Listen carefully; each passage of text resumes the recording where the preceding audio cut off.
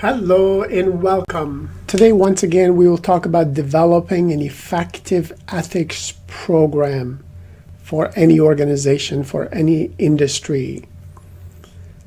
This is Chapter 8. We will be using the presentation slides to help you see some of the concepts that are very critical and related to the development of a good ethics program that can be very practical and useful in guiding employees' behavior according to the standards that you as a manager set or your organization has set for everybody to align with.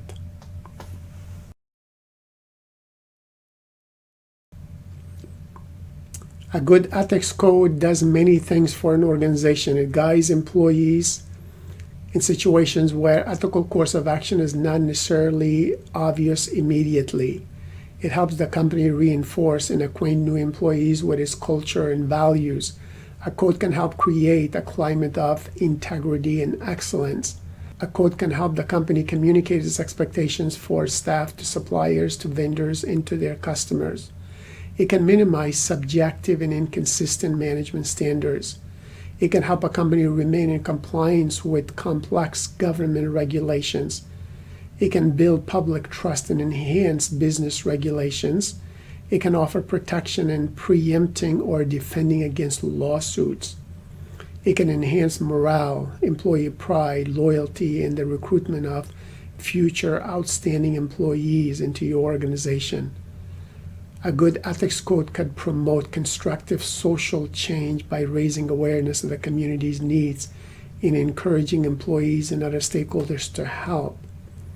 It can promote market efficiency, especially in areas where laws are somewhat weak or inefficient, by rewarding the best and most ethical producers of various goods and services in our global economy. When you're developing and implementing a code of ethics, do consider the areas of risk and state the values as well as conduct that is necessary to comply with the laws and regulations. Values are a very important buffer in preventing misconduct. You need to identify values that specifically address current ethical issues that relate to workers' day-to-day jobs. Consider values that link the organization to a stakeholder orientation. Attempt to find overlaps in organizational and stakeholder values. Make the code somewhat understandable by providing examples that reflect values. Communicate the code frequently and in language that employees can understand, can relate to. And revise the code on an ongoing basis or on an annual basis and with input from organizational members and other relevant stakeholders outside of the company. The goals of successful ethics programs should be to identify key risk areas employees will face in their jobs, to provide experience in dealing with the hypothetical or even disguised ethical issues within the industry, maybe through many cases, through online challenges, through various training programs, using DVDs or computers in the workplace, or even websites that help employees to go through the process. In other words, through experiential learning opportunities as much as possible. Let employees know that wrongdoing will never ever be supported in the organization, and employee evaluations will take their conduct in this area into consideration. Let employees know that they are individually accountable for their behavior. Align employee conduct with organizational reputation as well as their overall branding strategy. Provide ongoing feedback to employees about how they are handling ethical issues. Allow some sort of mechanism for employees to voice their concern in an anonymous manner. And provide a hierarchy of leadership for employees to contact when they are faced with an ethical dilemma that they do not know how to resolve. Now let us talk about some questions in a Socratic way so you can reflect upon the questions and their answers related to developing an ethics program, or Chapter 8. Does an effective ethics program as defined by the government foster ethics or legal compliance? Well, we can say that you need to establish standards and procedures to prevent and detect criminal conduct in order to be in alignment with the government's rules and policies. You need to ensure that the firm's board, their top managers, and their high-level personnel exercise reasonable oversight of those standards and procedures.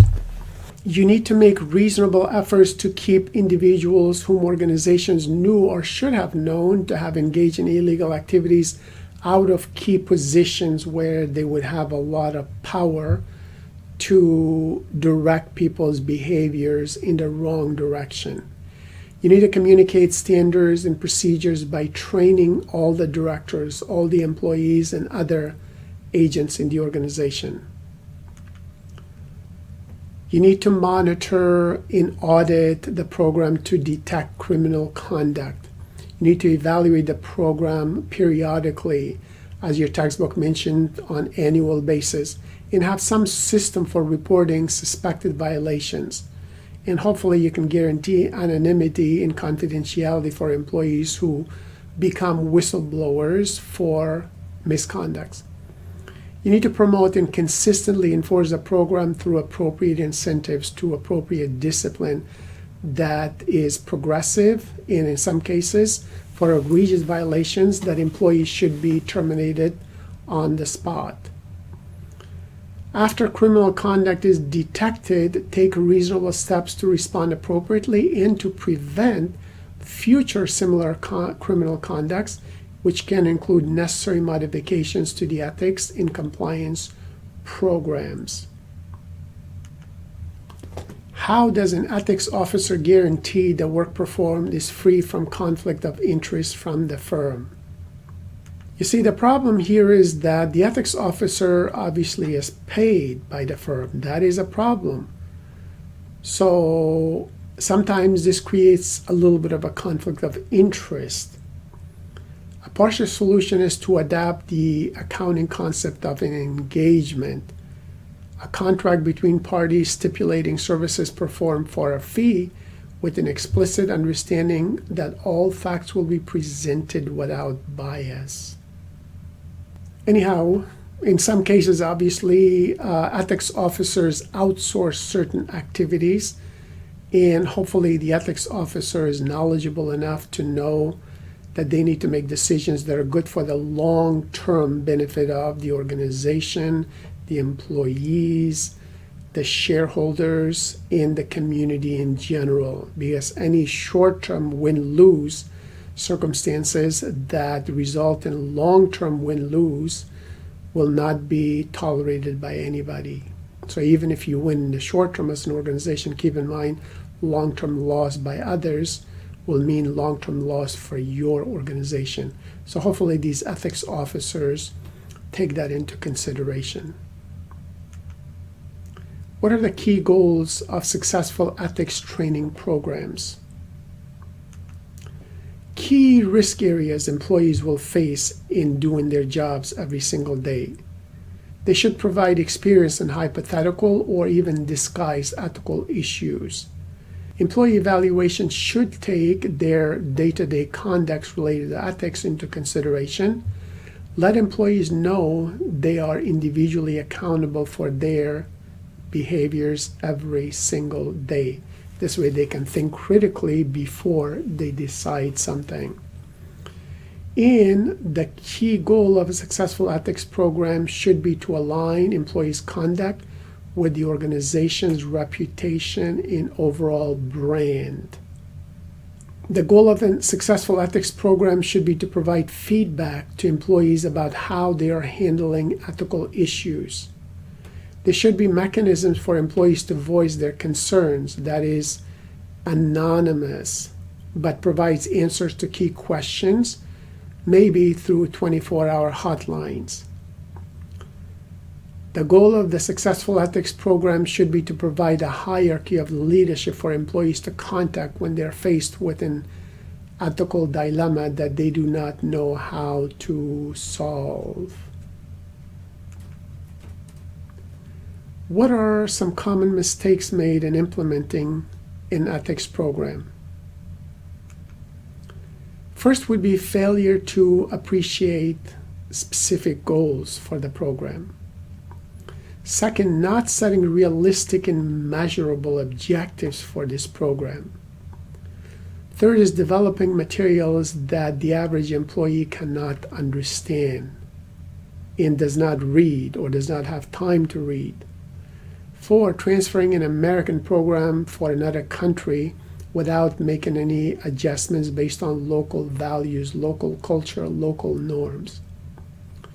Fifth is just making the program a series of lectures without ongoing training, without allowing employees to ask questions, without actually simulations, without explaining things through examples and so on. So just hearing something does not mean it's going to help us with critical thinking, because oftentimes after 24 hours we tend to forget most of it. Comes in one ear and goes out the other. That would not be a good thing. So overall, try to avoid these mistakes that companies make in the creation and implementation of a good ethics programs, and hopefully you will be successful in all of your dealings when it comes to being an employee, a professional consultant, or an executive or a manager that is guiding the behavior of others in your organization or in your department. As always, obviously, exercise your rights to think critically and hopefully examine all alternatives to make sure nobody is impacted negatively by your decisions. Remember to encourage employees to think critically for themselves and to practice and exercise the core values and the code of conduct and the code of ethics that your organization provides for them onto their day-to-day basis, so they can make decisions that are fully aligned with your ethics statements, with your code of conduct, with your ethics program overall in the standards. Good luck. And as always, remember that ethical behavior is a skill. So you need to police, you need to evaluate, you need to improve your ethical muscles every single day in the workplace, and allow your employees to do the same thing through critical thinking of ethical issues and through the ethical programs. Remember to manage and guide all your employees and constituencies effectively by being a good mentor in their ethical development. Good luck.